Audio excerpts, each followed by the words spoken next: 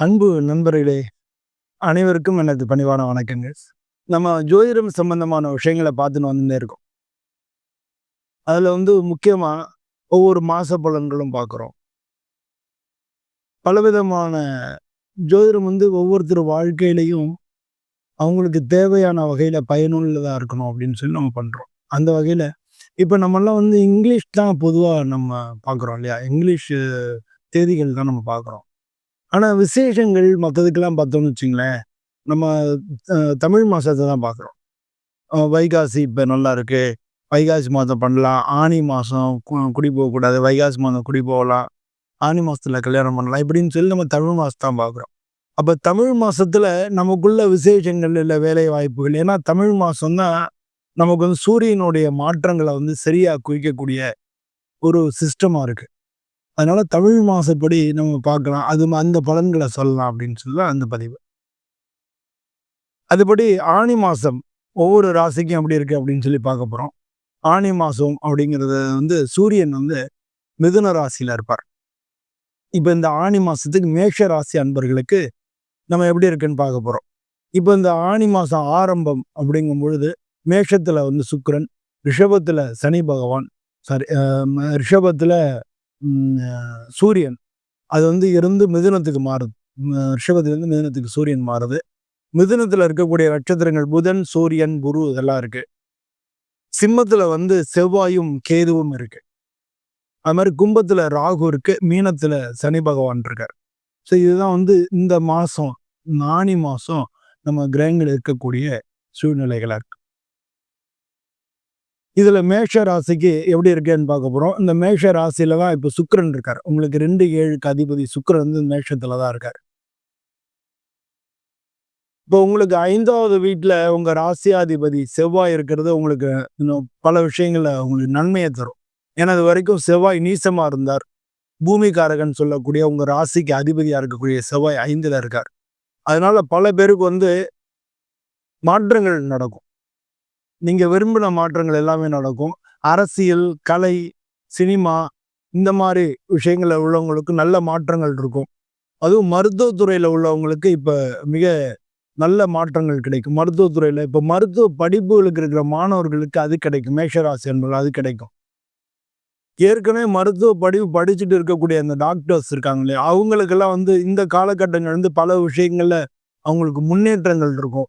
அவங்க வேற ஏதாவது நினைச்சிருந்தாங்க இல்ல அவங்களுக்கு ப்ரமோஷன்ஸு இல்ல அவங்க ஒர்க்ல ஒரு முக்கியமான திருப்பங்கள் இதெல்லாம் இந்த மாசம் நடக்கிறது இருக்கு. அதுவும் முக்கியமா அறுவை சிகிச்சை பண்ணக்கூடிய டாக்டர்களுக்கு மிக நல்லா இருக்கு. உங்களுக்கு அந்த வீட்டு அதிபதி 3ல இருக்கறனால பலவிதமான முயற்சிகள் எல்லாமே உங்களுக்கு வெற்றி அடையும். நிறைய பேருக்கு கான்ட்ராக்ட் வீடு, இடம், நிலம் இது சம்பந்தமான விஷயங்கள ஹாஸ்பிட்டல் கட்டலாம், இல்ல வீடு கட்டலாம் அப்படின்ற விஷயங்கள கான்ட்ராக்ட் சைன் பண்றதுக்கு இந்த மாசம் நல்லா இருக்கு. ஸோ இந்த மாதத்துல அது மாதிரி ஒப்பந்தங்கள் எல்லாம் நிறைய பேருக்கு நடக்கும். அது மாதிரி அரசாங்கத்துல வேலை பார்க்கக்கூடியவங்க எல்லாருக்கும் வேலை பளு அதிகமா இருக்கும். ஆனா அவங்களுக்கு முன்னேற்றங்களோ இல்ல மாற்றங்களோ நடக்கும். பல பேருக்கு வெளிநாடு வாய்ப்புகள் தேடிட்டு இருக்கிறவங்களுக்கு வெளிநாடு வாய்ப்புகள் கிடைக்கும். நீங்க ஏற்கனவே இருந்த இடத்துல இருந்து மாறணும் அப்படின்னு நினைச்சிட்டு இருந்தீங்கன்னா அந்த மாற்றங்கள் எல்லாம் நடக்கிறதுக்கு இந்த காலகட்டங்கள் இங்க நல்லா இருக்கு. நீங்க இடமாற்றம் அதெல்லாம் ஏற்கனவே நடந்திருக்கும். பொதுவா 12ல சனி பகவான் இடமாற்றத்தை ஏற்படுத்துவார். இடமாற்றங்கள் ஏற்பட்டிருக்கும். பல பேருக்கு பல காரியங்கள் ஏற்கனவே நடந்துடும். இப்போ குரு பகவான் வேற 3ல இருக்கிறனால பொருளாதார ரீதியா உங்களுக்கு ஒரு சில விஷயங்கள்ல குழப்பங்கள் ஏற்படும். பொருளாதார ரீதியா முன்னால இருந்த 3ல குரு இருந்தார் அப்படின்னா கண்ணை கட்டி காட்டுல விட்டா மாதிரி இருக்கும்.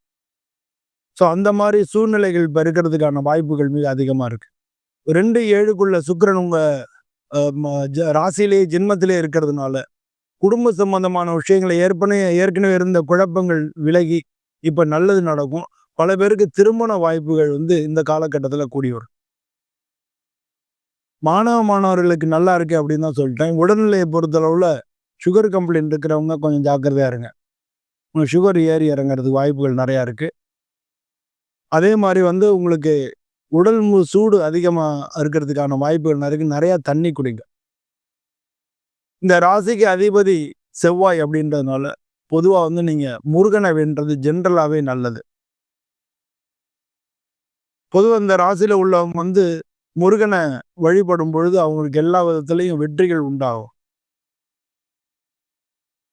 அதுவும் இந்த காலகட்டத்தில நீங்க திருத்தணி போயிட்டு வந்தீங்கன்னா ரொம்ப நல்லது. திருத்தணி உங்களுக்கு போயிட்டு வந்தீங்கன்னா, அது நிச்சயமா ஒரு பெரிய மாற்றம் நடக்கும். உங்களுக்கு வேண்டுதல்கள்ல, இல்ல நீங்க ஏதாச்சும் ஒரு விஷயங்கள் தள்ளி தள்ளி போயிட்டே இருக்கு, நடக்கல அப்படின்னா, திருத்தணி போயிட்டு வந்தீங்கன்னா, இந்த மாசத்துல உங்களுக்கு அந்த மாற்றங்கள் நிச்சயமாக நடக்கும். பொதுவா இந்த ஆனி மாசம் அப்படிங்கிறது வந்து, போன மாசம் மாரி இல்லாம இந்த மாசத்துல மாற்றங்களும், ஒரு அடுத்த லெவலுக்கு முன்னேறதுக்கு வேண்டிய விஷயங்களும், வேலை மாற்றங்களும், வேலை கிடைக்காதவங்களுக்கு வேலை கிடைக்கிறது, வெளிநாடு வாய்ப்புகள் உருவாகிறது. மாணவர்களுக்கு படிப்பு வகையில இருக்கிறது. இது மாரி வந்து எல்லா வகையிலயும் கொஞ்சம் நல்ல பலன்களே குடுக்கறதுக்கு குடுக்குற மாரி தான் இருக்கு இந்த இதுல. ஆனா 7:30 சனி ஆரம்பிச்சிருக்கு. 7:30 சனி நடக்கிறது அப்படின்றதால, கொஞ்சம் டிலே ஆயி எல்லாமே நடக்கும். அத மட்டும் நீங்க கொஞ்சம் பாத்துக்க வேண்டி வரும். கொஞ்சம் டிலேக்கு அப்புறம் நிச்சயமா எல்லா காரியங்களும் நல்ல முறையிலேயே நடக்கும். பொதுவா இந்த மாசத்துல வந்து நீங்க வெளியில போறது, மொ குடும்பத்தோட மகிழ்ச்சியா இருக்கிறது, அந்த மாரியான நிகழ்ச்சிகளும் நடக்கிறதுக்கான வாய்ப்புகள் மிக அதிகமா இருக்கு. பொதுவா நான் சொன்ன மாரி இந்த மாரி நீங்க சுவாமிய வணங்கி இந்த திருத்தணி முருகன் அவர வணங்கலாம். இல்லாட்டினா வள்ளி தெய்வம்னா பக்கத்துல இருக்கிற சிவன் கோயில்ல நீங்க முருகன வணங்குறது, இந்த மாசத்துல எல்லா விதத்திலயும் உங்களுக்கு நல்ல பலன்கள கொண்டு வந்து குடுக்கும். மேஷ ராசிக்கு சந்திராஷ்டமம் ஆனி மாசம் 22ஆம் தேதி சாயந்திரம் 4:01லேருந்து 25ஆம் தேதி 3:15 வரைக்கும் மேஷ ராசி அன்பர்களுக்கு சந்திராஷ்டமம் இருக்கு. இந்த மேஷ ராசி அன்பர்களுக்கு மேஷ ராசி வந்து காலபுருஷத்தில் முதல் வீடுன்னு தெரியும். ராசிக்கு அதிபதி செவ்வாய்ன்னு தெரியும். இந்த ராசியில இருக்கக்கூடிய நட்சத்திரங்கள் அஸ்வதி, பரணி, கார்த்திகைன்னு தெரியும். அஸ்வதி நட்சத்திரத்துக்கு ஆனி மாசம் 30ஆம் தேதியும், 32ஆம் தேதியும் அதாவது இங்கிலீஷ்ல வந்து 14/7, 16/7 இந்த 2 நாட்களும் நல்லா இருக்கு. பரணி நட்சத்திரக்கு ஆனி மாசம் 2ஆம் தேதியும், 18ஆம் தேதியும் நல்லா இருக்கு. அதாவது இந்த மாசம் 16/6ம், 16/6ம், 2/7ம் நல்லா இருக்கு. கிருத்திகை நட்சத்திரத்துக்கு ஆனி மாசம் 30, 32 இந்த 2 தேதி நல்லா இருக்கு. 14/7ம், 16/7 ஜூலை 16 இது 2 நாட்களும் நல்லா இருக்கு. இந்த நாட்கள்ல வந்து நீங்க உங்களோட முக்கியமான முடிவுகள நீங்க எடுக்கிறது நல்லது. சந்திராஷ்டம நாட்கள்ல முடிவுகள கொஞ்சம் தள்ளி போற அந்த ஒரு நாள் மட்டும் தள்ளி போடுறது உங்களுக்கு நல்லது. மீண்டும் இதே மாரி ஒரு வீடியோல இருந்து உங்கள சந்திக்கிறேன். இந்த வீடியோ பிடிச்சிருந்ததுன்னா நீங்க லைக் பண்ணுங்க. உங்க நண்பர்களுக்கு ஷேர் பண்ணுங்க. உங்களுடைய எண்ணங்கள் என்னன்றத கமெண்ட்ல தெரியுங்க. நான் மேக்ஸிமம் உங்கள உங்களுக்கு பதில்